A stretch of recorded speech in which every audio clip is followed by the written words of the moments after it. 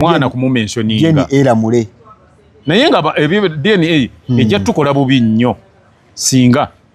banadda nga abaana sibaani siba kafeero otujja kutunulira ya password nze okugenda mukeberwe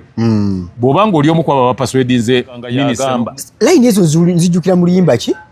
waliwo oluyimba lwe yayogerako mwana wange sigwe kitaawo asobola yetalireetinga ku kino ataawo yali alireetinga ku mwana we omukyala we waawaka gwe yali eddoboozi lye then tukomewo ne interview eno kati nkubuulire ssebo mukwano gwa kafeero gwe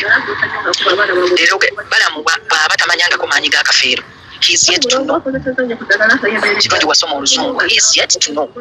bwaba yali tamanyi maanyi ga Pawulo asabe busabi Katonda aziikula omusajja oyo ng'abaana bamukunamizza babe naye bwe bataabe babe talina kyaligamba nsi n'omulamuzi omunyankola omusajja yali ku musango ogwo yaguwanikira n'aguvaako n'agamba buli lwe mba ngenda okusala omusango omusajja mulaba mugende kassa muli baganda mugende kabaka abawe ebika temusigenda kubakkiriza kuziikula Pawulo gwe balamu ate alina ekigendererwa gwe lindako ojja kulaba era abamasaayi bwe gunadda oba afunye 10 ng'atandika kutambuza bivvulu all around Uganda mujje mbalaga abaana ba Pawulo balamu takola kintu nga tagenda kifunako mumanyi nnyo saamulabye jjo mumanyi mbadde naye nsiiba naye embeera naye mujje mumanyi endya n'ensula gwe tunula ojja kulaba gye binaasembera olowooza abataddemu ssente tegitagenda zizaawo gwe tunula olabe otolabe bivvulu nga bitambula content waffe ono tukwebaza ekyensoso wali awo bagenda buli kaseera walaba notification n'otandika okugoberera ate era n'otulabira ddala mu buufu obonaku lwaliro nzize ne kojja bulijjo tulaba episode eza kafeero ez'enjawulo abatamawulire gaguddewo ab'okuziikula mukwano gwe leero pulogulaamu yanjawulo mukko kojja simu kakkamu olwekyo ekyekolo ekyakoleddwa mujjukira abadde bagobera episode azze ng'akyogera lunywe n'agamba ne temugeza ne muziikula omugenzi olunaku lwaleero ndi naye tulabe atuyisizemu embeera we yamusanze yamuyisiza etya ate era mu show yaffe eno tulinamu eddoboozi ly'omukyala bisiiki wayogerwako ng'omukyala eyalinga awera enkolokooto okubeera nga bba taziikula olw'ebyo ebikusike byonna tugenda kuba tubifuna mu show yaffe eno kojja sebo nkwaniriza kali sebo obulamu buli butya okuva eggulo bwe butyo kikulu nti tuli balamu tusaba Mukama Katonda atwongere obulamu tusigale nga tusobola okulaba ebinajja mu nsi yaffe kuba na bino ebyabaddewo twabadde tetubisuubira naye nga kyetusinga byonna okugamba nti buli ekijja kyonna Mukama Katonda yaba akitegese kojja buuza ku bantu baffe abalabi ba Focus TV ne Kojja Kagato exclusive malamusizza nnyo tubeebaza ne sekwebaza yenna engeri gye mutwagaddemu mutwagadde ne mutwongera essuubi era naffe ne tweyama tugenda kuba nti tubawa buli ekyetaagisa mu ngeri esinga okuba ennungi ate nga kiri mu butuufu bwakyo era tujja kwongera okufeffetta n'okunoonya nga kwotadde n'okuwenja buli kimu kyonna gye kiri gye kikusikiddwa tukijjeyo batuuseeko ku mukutu gwaffe guno ogwa Focus TV ne Kojja Kagato exclusive. Okay. Kojja amawulire gabadde gulaawo nenkubira nenkugamba kojja bannaaye ekintu bijjo kyovumirira abantu bamaze ne bakikola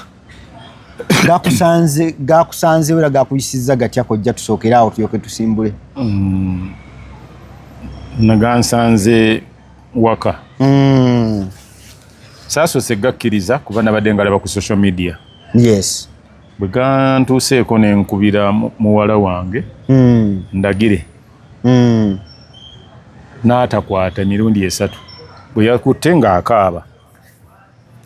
tibagenda kuziikula taata wange bagamba nti nange kyembadde nkubirira okumanya naye badde mulowooza oba wakitegedde nagamba nakakitegeera naye nkubiddeko ku maama nga essimu ye teriiko ng'akubidde Robina abadde ndi awo Robina nankubira agamba nti gwe yaŋŋambye ebigambo nti gwe mukwano gwa Kafeero kino bwe kiti ne bwe kiti ekiri kyogera kubisirikirwa kojja tutangako nga bw'atyo yasoose n'akuba naŋŋamba sweetheart bwe twalinga tuyitingana wadde nga tetuli buli omu talina munne nti amwetaagako kino naye nga yempita gyampitamu naye yanzeemu buzzi naŋŋamba nti gwe mukwano gwa Kafeero kino kyekiriwo mukwano gwo bwati bwe bamukoze ng'akaaba naye nagamba naye lwaki baziikula omusajja oyo lwaki bakola bati nga anyiize koja lwaki tompa eddoboozi eyo nendizanyiira abantu erya mukyala Bisirikirwa olw'ensonga nti abantu baffe bano bambi balowooza ekintu nti kiringa ekitono naye tomanyi kyekitegeeza kuziikula muntu wo tomanyi kyekitegeeza omuntu gwe mwateekateeka n'awummula kyebagamba nti wummula mirembe ate okutuuka ku ssa lino ery'okumuziikula twagala tulabe omukyala Bisirikirwa ebigambo bye ebitono manyi ennaku zino yeesonyiwa okwogera ennyo katuwulire eddoboozi lye then tukomewo ne interview eno. Kati nkubuulire ssebo mukwano gwa Kafeero gwe leero balamu bw'aba tamanyangako maanyi ga Kafeero. He's yet to know. Kirungi wasoma oluzungu. He's yet to know. Bw'aba yali tamanyi maanyi ga Pawulo. Asabe busabi Katonda aziikula omusajja oyo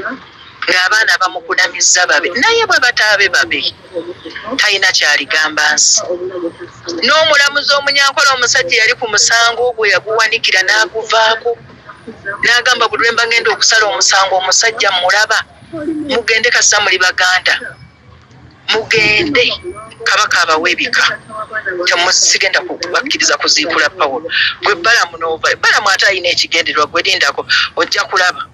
era abamasaayi bwe gunadda oba afunye 10 ng'atandika kutambuza bivvulu all around Uganda mujje mbalaga abaana ba Pawulo Balamu takola kintu nga tagenda kifunako mumanyi nnyo saamulabye jjo mumanyi mbadde naye nsiiba naye embeera naye mujje mumanyi endya n'ensula gwe tunula ojja kulaba gye binaasembera olowooza abataddemu sente tegitagenda zizaawo gwe tunula olabe otolaba ebivvulu nga bitambula Uganda yonna taata wange omulongo kamya ajja kuva entanzaazi n'ebbamba omukyalo oyo gwe bayita Bisirikirwa Robina Bisirikirwa kati nange naŋŋamba nti sirina kyakukola naye mugamba naye sijja genda naye naŋŋamba nange sijja gendayo kuba bandibadde bagenda bandibadde batubuulira kuba nze nkwatibwako ndi omu kubateekwa okubeerawo nga bazaaziikulwa ndi omu kubateekwa okubeerawo nga waliwo ekikolebwa kyonna n'abuuza nti nga bwe yali omulwadde tebayanguwa nga bwe banguwa kati koja tebamutegeezezzaako okutegeeza kumu ab'ekinywi be okubagamba nti nze nabirabidde ku social media ku ssaawa zaabadde 4 ez'okumakya nga bakulaga kyawedde dda bamaze dda ne mukubira ono nga mpapa ng'essimu ye teriiko koja bani aba influences ekintu kino abaana Mr. Balamu agamba nti abaana babadde nga bakaayana nnyo naye nemndowooza lwaki ye yafuna nnyo yagetinga concerned nnyo lwakuba ye minisita w'abaana nanti baddukirayo minisitule y'abaana yerina okuinfluencinga omuntu yenna okuziikulwa beekubira mulange wa minisita n'abiyingiramu n'alaba engeri gy'ayinza okuyamba olowooza mu ggwanga abantu bameka abakaba mu mbeera ng'eyo batayambi kojja katono nnyo okugenda ewa minisita wedde baali bafuna dda kooti nga bafuna dde kwalooya yannyonnyodde n'agamba nti kooti yali yabawadda court order yes baziikule naye nga tebalina ngeri ki gye bakola ki gye beeyambamu kati oba kubanga ono yabawadde ne ku nkalu ate court order bw'ebaawo ate mba mwagala ki ekirala kuba mugenda ogendayo nga kyemwagala era baawa nsonga ki eri ebatwalayo nti twagala kuziikula Kafeero okulaba nga bamufunako endaga butonde eyinza okulaba nga eyambako okuzuula abaana abatuufu abaali babooleddwa kale mukama wange esebo message etuuse mukama wange naye nja kukubirako ndowooza twogeremu edda kuba mbadde inaka interview kale nja mukubira twogere kuba mbadde ndi mu kamera ngenda kumukubirako ndowooza twogere muŋŋambire nti nsanyuse nnyo koja awo ng'agamba nti ono Balamu kyeyambyeko kubawa ssente ez'abayambyeko okukolaki okulaba nga bakola process yonna nga okuziikula okuziikula n'okukebera akola byonna era ssente ziwera ddala miliyoni nga 18 zezabadde zisaasanyiza. But what was the motive? Motive was okufuna endagabutonde entuufu. Gundi akifuniremu aliwa minister. Minister akolera abantu.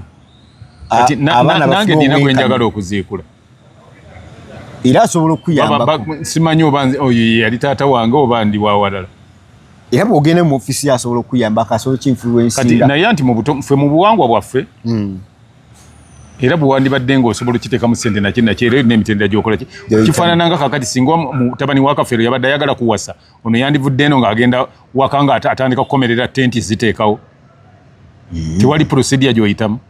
of course oyina otegeeza kati emitendera egyo yagiyiseemu kubanga Kafeero bw'abanga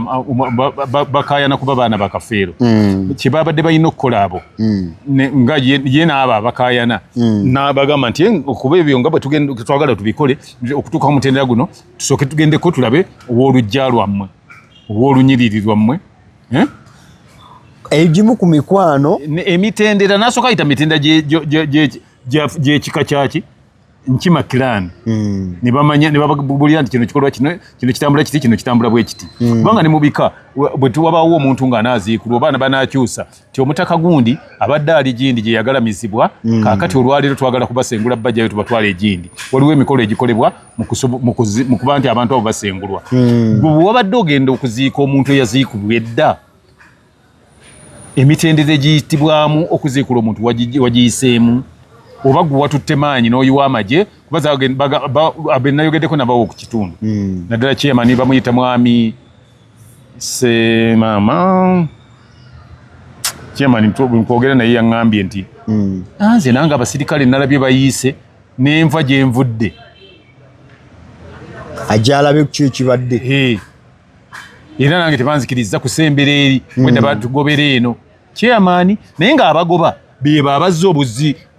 aw'omuntu gwe baziika nga ne mukyala we tamanyi ambulireyo mukyala we omu ku bakazi be bonna bazalamu abaana be baagala okukolera DNA ambulireyo mukyala we omu eyabaddeyo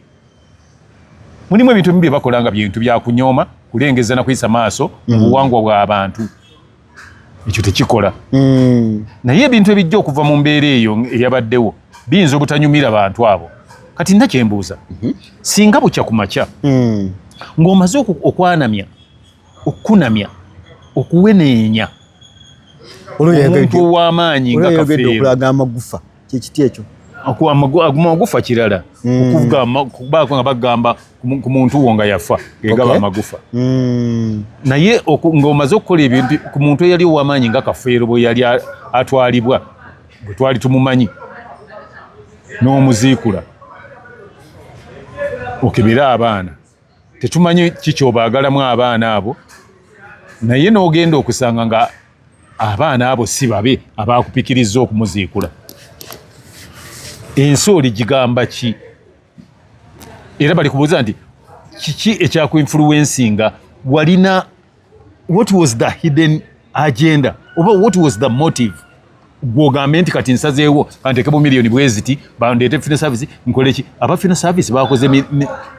minakani ki misoso ki ebakoze naye ndowooza si gwe okusoso kikola kitongoleza bamanyi obulombolombo mukwano obukolebwa okuziikula omuntu obulombolombo bulina kukolebwa nga tekuli baakika kati ate oba abaddewo bebo b'obuusabuusa oyagala kumala kukebera kati bo bayimirirawo otya on behalf of the clan kuba bo olwedde babadde beebuusabuusa babadde obuzibu awo kati ate bo baleeta otya nga be bantu ba famire ababuusabuusibwa abajja okukakasa wali eri ebikolebwa nga muziikula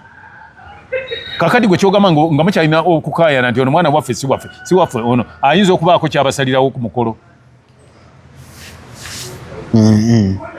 ebyo bijja kubaleetera obuzibu naye mulimu n'ab'eŋŋanda bataata baabwe abato bataata baabwe abato abadde ba influence ekino nga bambi baagala omusaayi gwa Kafeero bagutegeere nabo lwaki abo bataata baabwe abato oba oyogera bwotyo ebbanga lye baamala nga beegaanyi Kafeero nga baali tebajja kuyimirirawo nti Kafeero wa famire yaffe era lwaki tebaakola DNA mu biseera ebyo beegaanira Kafeero nabo bandikoze DNA gya Kafeero gwe weegaana waffe nabo bandibadde bagikola naye abaana bano baddukira mu baabo bakitaabwe abato lwaki anti baddukira mu bakitaabwe abato okufuna obuyambi boddukire wa kitaawo omuto tekyetaaga kuyita mu mitendera okuzigoloza nti kitaawo omuto yatwala ekika ekika bwe buddukiro bwokka obuyambi taata wo bw'abanga waliwo ekizibu ekiriwo nga bukayana nti oli wakika toli wakika ogenda mu kika so si toddukira ate mu baganda ba taatawo bw'ogenda mu mukulu w'ennyumba nomugamba njagala kuntwala omukulu w'olujja mukulu w'olujja nakutwala omukulu w'omutuba mukulu w'omutuba nakutwala omukulu w'essiga anti kojja tukulidde mu mirembe ng'ebintu nze kati ebyo byenkugamba nze sifaayo okuliddebwa kiringa bw'obanga ozuukuse ku makya nze omuntu alina okubuuza omuntu ndi wasuza otya ssebo oba wasuza otya nnyabo bw'oba okulidde ku mulembe ki oba mulembe ki ekyo kyenkola eriwo because oli Buganda ekika kyebaweebuula famire weeziri nga tezirina bintu ebyo kati ebyo ng'omubuuzo w'omuntu bayani bwe tuba kyonyumya nze toŋŋamba bakola kya busiru nti ate weebali sibatwalira budde bwange bwe tuba tugamba nti omuye mwana yakoze bwati nawemula maama we nogamba famire gyeziri eziwemula oba musiru okuŋŋamba ebyo kojja ensonga yange eri wano abaana bazaaliddwa ku mulembe nga bagamba ne taata jjajja waabwe omusajja bamutankana wabadde oyagala bo bakole kati okwagala bakole ki era woogendera mu kika ate togenda wa minisita agabeebika kale gwe mbuulira ategeera ennyo eby'ennaku zino nze kuba ntegeera byadda minisita agabeebika minisita tagaba bika kakati lwaki gye bagenda omuntu wategeera omanyi kyakola nali ŋŋenda gwolowooza nti jjajja waabwe oyo yasembayo oyo gwebagamba gwe baali batankana lwaki tebagenda ku balala kuba kakati ogende wa baganda bataatawo lwaki tewagende wa baganda bajjajjaawo ate ebyo babeera bamanyi obulungi ki bamanyi obuvo n'obuddo bw'omuntu oyo kakati nze nkugamba bwe nti abaana nze sibanenya kugamba kuba bwe kiba nga embeera gye baakoze ng'enaamalawo obutakkaanya mu kika mu famire ya Kafeero bwe baba nga banaamalawo obutakkaanya nze sikirinaako buzibu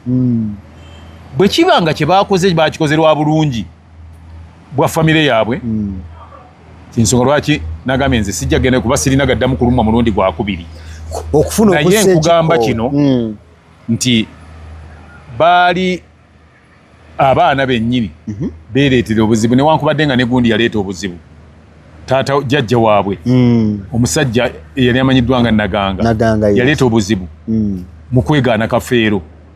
ekyo nkirinako bwino nakyo yeegaana Kafeero nti Kafeero si mwana we oluvannyuma lw'okuba ndi yali ayagala okukonfiscatinga ebyobugagga bya mwannyina gwe baayitanga Nagawa mwannyina baamuyitanga Nagawa yali abeerawo ku luguudo lw'ebugereraawo ng'ovudde mu tawuni Mukono oyambuka bwoti mwannyina Kafeero mwannyina wa Naganga ayagala omwegaana mbadde ndowooza nti mbadde nnyonnyola nga ntudde naawe olw'okubanga Naganga yali ayagala okutwala ebyobugagga bya mwannyina kyamweganyisa omwana we kuba Kafeero oyo senga we baali bamuyita Nagawa Kafeero by then ng'azadde omwana bamuyita Nagawa n'amutuuma Nagawa kuba oyo senga we yamutuuma erinnya era n'amugamba nti omwana ono bwe mbanga nfudde yansikiranga kati ebyembi senga wa Kafeero akola ki afa bw'afa nga omukazi oyo yalina ebyobugagga yalina ebugagga buyitirivu Naganga n'alabanga omwana ono owa Kafeero manya Nagawa agenda okwezza ebyobugagga bya nga Naganga yali ayagala nnyo omwana ave aidha ku baana be nkulaba ng'asikiza atya omuzzukulu n'akyasanguza n'agamba omwana ono si wange n'agamba nti asaleyo kanagawa bw'asalayo Nagawa bw'agamba Kafeero nti toli mwana wange Nagawa aba takolifayinga ku busika nkulaba era ebyobugagga ebyo gundi yabitwala byonna Naganga omugenzi wadde omugifu tebamwogerako bubi naye ekyo nkyogedde kuba ge mazima ate nze sirina kintu kye nja kwogera kubaako gwe nsanyusa oyogera mazima newabaawo ekiseera yamwegaana emirundi egi 3 Kafeero n'atuuka n'ogamba naye omusajja ono kiki nze kuba Naganga nali simumanya ku olwo saka mumanya nti mumanyidde Kafeero Naganga namumanya dda ng'akyatunga amasuuti kuba amasuuti ago era agatungirawo waggulu wa paaka enkadde waliwo ekizimbe bakitemutseewo mpoza